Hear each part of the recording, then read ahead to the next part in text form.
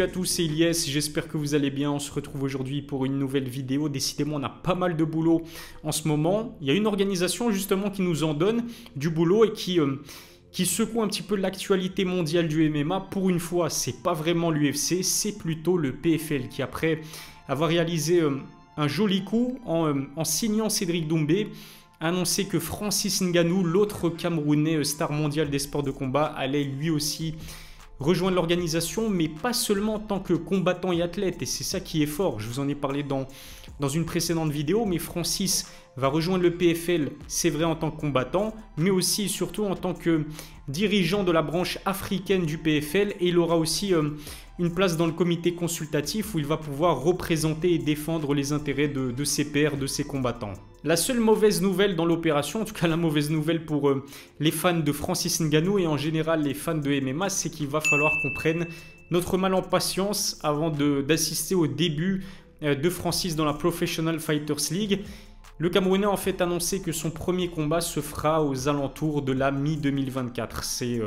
C'est dans un an ou un peu moins d'un an. Et la raison pour laquelle Francis a décidé de combattre uniquement la mi-2024 au PFL, c'est parce qu'il a envie de concrétiser son rêve. Et vous le savez, son rêve depuis toujours, c'est de combattre sur un ring de boxe anglaise, Tyson Fury, Deontay Wilder, voire même Anthony Joshua.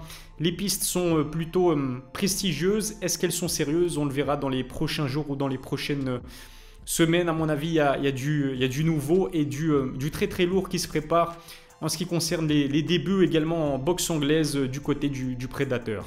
Ce qui est sûr, c'est que j'ai fait un tour sur le roster heavyweight du PFL. C'est de loin pas aussi relevé que la catégorie des poids lourds à l'UFC. Ça, c'est indéniable. Contrairement à la catégorie des welterweights dans laquelle va évoluer Cédric Doumbé, qui compte quand même des beaux noms, notamment Sadi Boussi, qui est le champion des poids welter du PFL, ou encore Magomed Oumalatov, qui est invaincu après 13 combats. Jara El Silawi aussi, que le public français connaît très bien, puisqu'il a affronté à 2 reprises Abdul Abdouragimov.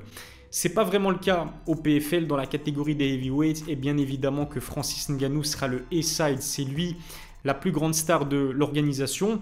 Peut-être que d'ici au premier combat de Francis au PFL, eh bien l'organisation va peut-être recruter d'autres grands noms dans la catégorie des poids lourds, comme on dit wait and see, mais c'est clair que entre la catégorie des heavyweights du PFL et celle de l'UFC, il y a vraiment un gouffre. Juste avant de poursuivre, remerciement particulier à Others Nutrition qui sponsorise mes vidéos. Others, c'est une marque de compléments alimentaires produite à 100% sur base de végétaux. Les produits sont sains et leur prix défie toute concurrence. Avec le code COVER10, vous bénéficiez de 10% de réduction. Si ça vous intéresse, rendez-vous sur leur site, le lien se trouve dans la description. Francis attend en tout cas de pied ferme son prochain adversaire. Il a encore un petit peu de temps pour évaluer un petit peu les forces dans la catégorie des poids lourds du PFL.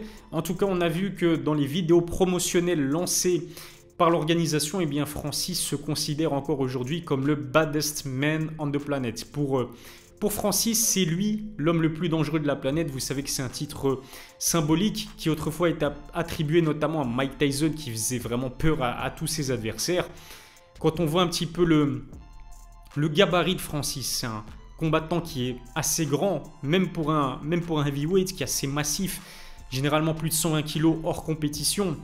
Il cut peut-être légèrement, allez, on va dire qu'il arrête de boire pour valider ses 120 kg max à la pesée. C'est quelqu'un qui physiquement est effrayant et dans l'octogone, pas besoin de vous faire un dessin, mais les KO qu'a enregistré Francis dans sa carrière et notamment à l'UFC, tout simplement exceptionnel. Je sais que je vous en ai parlé à de multiples reprises, mais pour moi, le KO le plus emblématique de la carrière de Francis, c'est celui qu'il a infligé à Alistair Overeem, le pauvre, qui a dû, je pense que les cervicales d'Alistair se souviennent encore de Francis Ngannou, parce que Francis a littéralement failli lui arracher la tête ce soir-là, sans parler du KO infligé à Jairzinho ou encore Stipe Miocic. Les deux ont, à mon avis, perdu des années de vie à cause des frappes que leur a infligé Francis Ngannou. Je pense qu'effectivement, Francis mérite encore aujourd'hui le titre symbolique de baddest man on the planet, avec peut-être un Deontay Wilder qui lui aussi est assez effrayant, assez puissant. En tout cas, il y a une personne, un combattant, qui n'est pas du tout d'accord avec le fait de voir Francis Ngannou s'auto-proclamer baddest man on the planet. Vous voyez où je veux en venir? Ce combattant, c'est bien évidemment Jon Bones Jones. On connaît le personnage de Jon Bones Jones, on sait que c'est un combattant et un homme tout court qui a un esprit de compétition exacerbé, mais en plus d'avoir un esprit de compétition exacerbé, c'est aussi quelqu'un qui a, j'ai envie de dire, un ego surdimensionné. Attention, je ne dis pas ça de manière péjorative. Tous les plus grands athlètes, tous les plus grands combattants partagent ce trait de caractère avec Jon Bones Jones. C'est ce qui fait d'eux des individus tout simplement exceptionnels. Les Floyd Mayweather, les Mohamed Ali aussi, les Mike Tyson, Tyson Fury, je ne vais pas tous vous les citer. Conor McGregor, et bien évidemment que Jon Jones fait partie de cette race-là d'athlètes, de combattants, convaincus qu'ils peuvent battre tout le monde, tout simplement. Et Francis Ngannou, certes, n'a pas la même personnalité que Jon Jones. C'est quelqu'un, je pense, qui est beaucoup plus humble que Bones. Mais si vous posez la question à Francis, bien sûr qu'il considère qu'il a la capacité d'éteindre la planète entière sur un seul coup.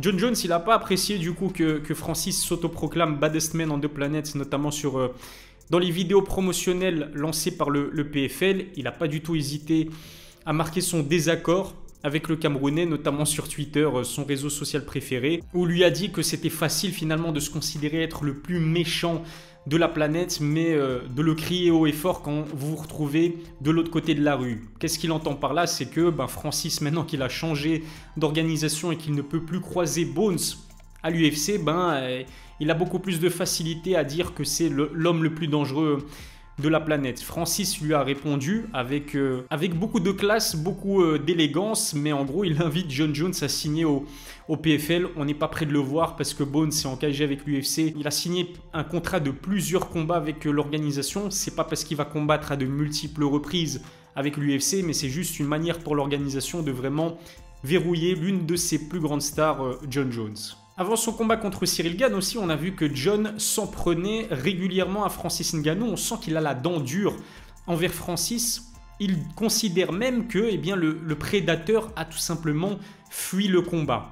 Alors honnêtement, s'il y a quelqu'un qui regarde cette vidéo et qui pense vraiment que Francis a fui Jon Jones, je pense qu'il faut consulter. Parce que en quoi est-ce que Francis Ngannou, qui est l'un des poids lourd, qui est l'un des combattants les plus terrifiants de l'histoire, qui est capable encore une fois d'éteindre la lumière à n'importe qui sur un seul coup et qui en plus a quand même montré qu'il avait fait d'énormes progrès en lutte et qui physiquement, rares sont les poids lourds à être aussi athlétiques que Francis. Il coche absolument toutes les cases pour faire de lui un homme intimidant. Jon Jones, à l'époque où le combat devait se faire avec Francis Ngannou, lui, il venait de la catégorie en dessous, c'est-à-dire la catégorie des lourds légers. Du coup, physiquement, il n'y a presque aucune chance pour que Jon Jones puisse surclasser en quelque sorte, j'ai envie de dire, physiquement, puisse bully physiquement Francis dans un octogone. Stylistiquement parlant, c'est vrai que Jon Jones est beaucoup plus complet que Francis, mais si vous avez en tête les dernières prestations de Ngannou dans un octogone contre Cyril Gane, contre Stipe Miocic, on a vu qu'il avait fait d'énormes progrès dans sa lutte défensive, dans sa lutte offensive, et d'un point de vue striking, il n'a même pas besoin d'être propre techniquement et précis. Un seul coup, même envoyé bizarrement, peut suffire pour éteindre la lumière à Jon Jones potentiellement, parce que vous le savez, j'ai déjà réaliser des vidéos sur cette thématique-là. Franchement, Francis Ngannou-Jon Jones, c'est un combat que j'attendais avec beaucoup d'impatience et je suis convaincu, tenez-vous bien, et je pense que ça va pas faire plaisir aux fans de Jon Jones, mais je pense que Francis aurait pu devenir le premier combattant à battre l'Américain à plat de couture, voire même le premier combattant à envoyer Jon Jones au tapis et inconscient. Franchement, je pense que Jon Jones aurait fini inconscient s'il avait affronté Francis Ngannou. Après, j'ai envie de nuancer un petit peu les propos de Jon Jones. Pour moi, il n'a pas forcément tort. C'est vrai que est-ce que Francis Ngannou peut se considérer encore comme étant l'homme le plus dangereux de la planète en sachant que il a signé pour une organisation où le niveau est moins relevé, notamment dans la catégorie des heavyweights, qu'à l'UFC. Est-ce que Francis peut aussi se considérer comme étant l'homme le plus dangereux de la planète à l'heure actuelle, alors que son dernier combat date de janvier 2022 et que son prochain combat de MMA, je parle, se fera à la mi-2024? Est-ce que Jon Jones ne mérite pas finalement ce statut de baddest man on the planet? Pour moi, c'est encore trop tôt. En tout cas, parce que Jon Jones, dans la catégorie des heavyweight, n'a combattu et n'a affronté pour l'instant que Cyril Gane. Par contre, s'il arrive à surclasser Stipe Miocic, qui est considéré à juste titre comme le GOAT de la catégorie des poids lourds à l'UFC, c'est vrai que pour moi, c'est clairement Jon Jones qui le mérite dans le monde du MMA. Malheureusement, on ne verra jamais une opposition de très grande qualité entre Jon Jones et Francis Ngannou. C'est vrai que ça laisse un petit goût d'inachevé, un petit peu comme un Khabib Tony Ferguson. On aurait pu savoir qui était le poids lourd le plus dangereux de la planète si Francis et Jon Jones s'étaient affrontés. Il y a très peu de chances, voire même aucune, pour que le combat se fasse, d'autant plus que Jon Jones a un combat de prévu au mois de novembre au Madison Square Garden face à Stipe Miocic pour sa première défense de ceinture. Et je suis intimement convaincu qu'après ce combat-là, Bones va prendre sa retraite parce qu'il est le plus jeune champion de l'histoire de l'UFC à 23, 24 ans, je ne me souviens plus précisément, parce qu'il a surclassé la catégorie des light heavyweights qui à une époque était vraiment composée par de véritables tueurs et des légendes. Et puis il a réussi l'exploit de devenir double champion à l'UFC en battant Cyril Gane, qui est l'un des meilleurs heavyweights de l'organisation. Il n'y a aucun autre défi, aucun autre challenge qui attendent vraiment Jon Jones et qui pourrait le motiver à poursuivre sa carrière après un combat contre Stipe Miocic. Est-ce qu'il y a vraiment un intérêt à le voir affronter Sergey Pavlovich, qui n'a que 31 ans, qui est encore jeune et qui est surtout dangereux aussi? Est-ce que Jon Jones va mettre sa carrière en péril en quelque sorte? Parce que pour moi, il est invaincu. Sa défaite sur disqualification, elle n'a presque pas lieu d'être. Mais vous voyez ce que je veux dire. Et puis même pour Francis, et ça j'en ai parlé dans la précédente vidéo, pour moi, Francis, en tant que combattant compétitif, c'est fini aussi. Et le dernier combat de Francis en tant que combattant de MMA compétitif, il a eu lieu face à Cyril Gane, parce que dans les prochains mois, il va avoir 37 ans. Il revient d'une grosse blessure au genou. Il est inactif. Dernier combat qui date de janvier 2022. Il faudra encore patienter presque un an avant de le voir reprendre la compétition. On ne sait pas aussi avec certitude si Francis va vraiment s'imposer dans la catégorie des heavyweights du PFL.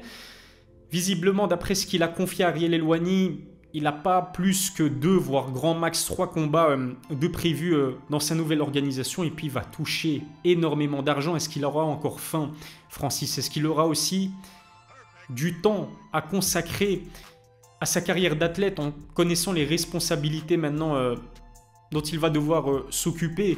Président du PFL Afrique, une place dans le comité consultatif du PFL.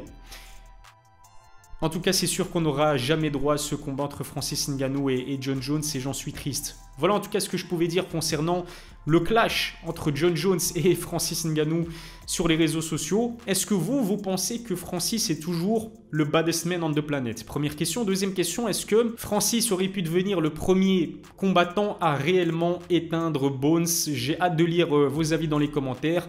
Abonnez-vous à ma chaîne, activez la cloche pour recevoir les notifications, lâchez un pouce bleu si ça n'est pas encore fait. Je vous remercie de m'avoir suivi. Je vous donne rendez-vous très vite pour une nouvelle vidéo. D'ici là, prenez soin de vous.